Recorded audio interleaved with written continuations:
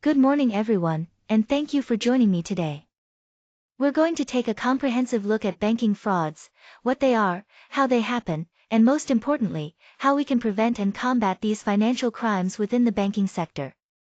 This is a critical topic as fraud continues to evolve, and staying informed is our best defense. Let's dive in.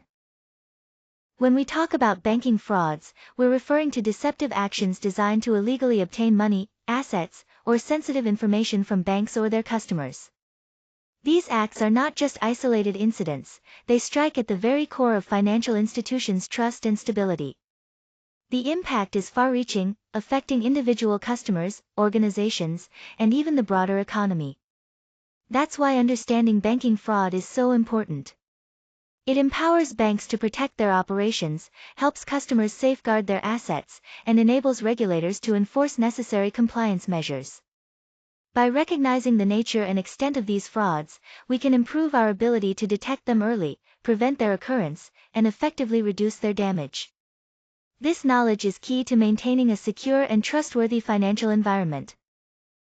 On this slide, we're looking at some of the most common types of banking frauds. First, we have identity theft and related frauds. This involves someone using another person's personal information without permission to access banking services or assets.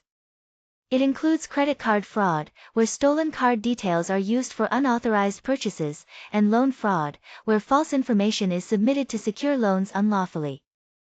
Next, we have digital and communication-based frauds. Phishing attacks use deceptive messages to trick people into revealing confidential banking information. Cyber fraud targets both banking systems and customers through various online means, while ATM fraud involves tampering with machines or card details to steal money or data. Finally, insider threats and money laundering are significant concerns.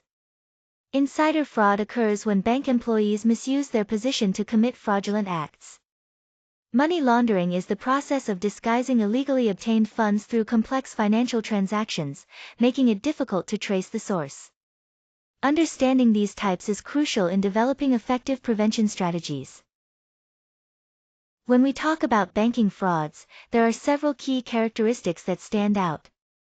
First is the concealed intent. Fraudsters go to great lengths to hide what they're really after, making it hard to spot their true motives. Then, there's the exploitation of technology. Cybercriminals take advantage of digital tools and find weaknesses in banking systems to carry out their schemes. Another important factor is the manipulation of the human element. They capitalize on mistakes or trust from both employees and customers, which can open doors to fraudulent activities. These frauds are often quite complex, involving many layers and steps designed specifically to avoid detection. And finally, at the core of these actions is a breach of trust, violating ethical and professional duties that are fundamental in the banking world.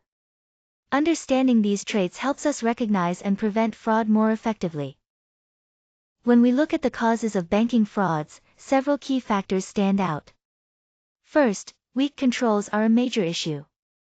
This means there are gaps or deficiencies in the bank's internal policies, procedures, and oversight, which fraudsters can exploit. Next, poor staff training plays a big role. If employees aren't well trained or aware of how to recognize and prevent fraud, it leaves the bank vulnerable. In addition, inadequate technology is a common problem.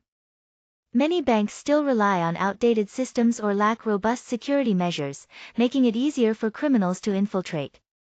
Human errors also contribute significantly. Mistakes or negligence by employees or customers can open the door to fraud. Insider collusion is particularly dangerous, where bank personnel partner with external fraudsters to carry out schemes. Finally, we have sophisticated fraudster techniques. Fraudsters today use advanced methods like social engineering and cyber attacks to circumvent even strong security defenses. All these factors combine to create the complex challenge of preventing banking fraud. When we look at the impacts of banking frauds, the first and most obvious consequence is financial loss. These frauds cause direct monetary damage not only to the banks themselves but also to their customers, which can be devastating for both parties. Beyond the financial aspect, there's significant reputational damage. Trust is critical in banking, and once it's eroded among customers, investors, and business partners, it can take a long time to rebuild. Regulatory penalties are another major impact. Banks found guilty of fraud or non-compliance face hefty fines and sanctions, which can further strain their resources and reputation. For the customers who fall victim to these scams, the consequences go beyond money. They experience real psychological stress and practical difficulties that affect their daily lives. Lastly, these frauds ripple out into the broader economy. When people lose confidence in the financial system, it threatens overall market stability and can cause widespread economic repercussions. All of these factors highlight why preventing banking fraud is so crucial. To effectively prevent fraud in banking, it's essential to establish strong internal controls. This means putting robust policies and procedures in place, complemented by thorough audit systems that can quickly detect any irregularities. Another key component is employee training. Continuously educating staff about fraud awareness and the proper response protocols helps ensure everyone knows how to identify and handle potential threats. We also rely heavily on advanced fraud detection technology. Using monitoring systems, artificial intelligence, and data analytics allows us to spot suspicious activity early, often before any significant damage occurs.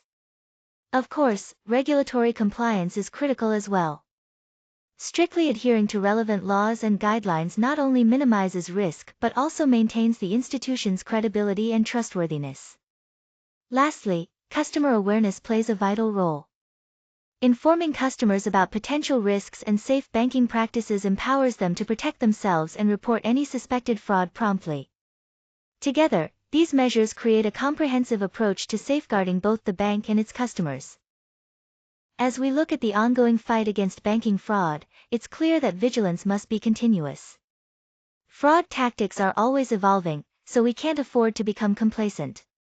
This is why collaboration is so important. Banks, customers, and regulators all need to work together to develop innovative solutions and strengthen our defenses.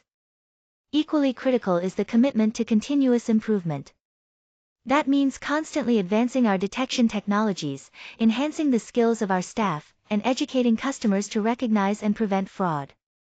By doing so, we can better adapt to new and emerging threats.